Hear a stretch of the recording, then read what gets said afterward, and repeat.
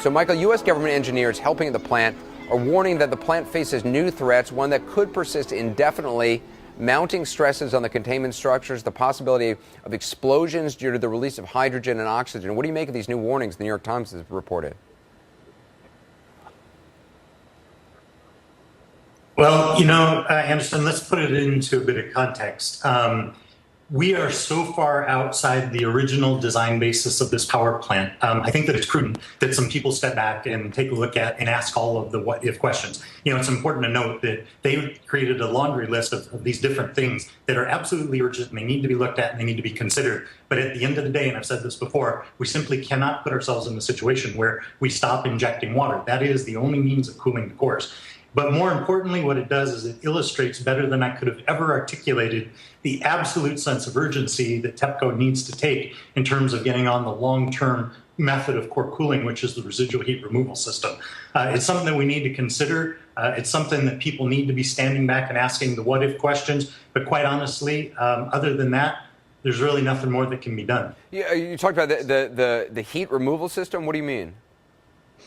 Nuclear power plants are designed so that when they shut down, we have systems. It's a two-loop system. It's sort of like the radiator in your car, where we circulate water through the reactor, it picks up the heat, and then it flows through a heat exchanger, and it exchanges the heat with another loop that ultimately sends hot water into the ocean. Not radioactivity, but hot water. And that is the long-term method of core cooling that we have to get on. That equipment is normally powered by emergency diesel generators, which of course we know were knocked out during the... The use of video chatting and Skype has become very common, so much so that CNN feels very comfortable having a commentator on their program communicate to them via Skype.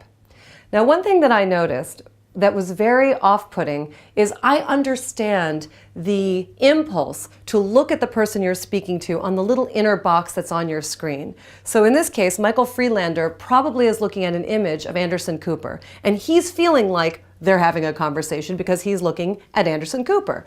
But here's the trick. When he's speaking back to Anderson Cooper, instead of engaging his eyes with the camera, he's actually looking down at Anderson Cooper's image, which may feel very comfortable for him, but is a little off-putting for the audience because we want to see your eyes. That's how we build a rapport with you. And when you're speaking to somebody and they're looking off to the side or they're looking down or they're looking at their finger, you somehow feel that they're not connecting with you. Well, the same is true for a webcast. Video phones are great for a number of reasons, but you have to know how to use them.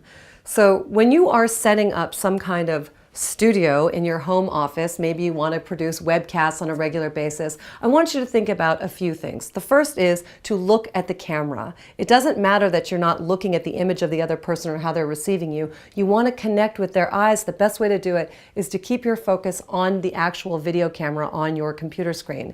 The second thing that I noticed from this clip is that it's so tinny in that room. And so the combination of a very stark kind of white background and it's a very sterile environment and a very tinny sound, while I find his actual commentary very compelling, I find that the environment doesn't really set up himself as an authority in his own environment. That's why we have studio sets. That's why we spend a lot of time decorating a space and really having it set the tone, because we're receiving messages all of the time as the viewer. And it's making us really think about who is this person speaking to me, and we're analyzing all the messages that they send.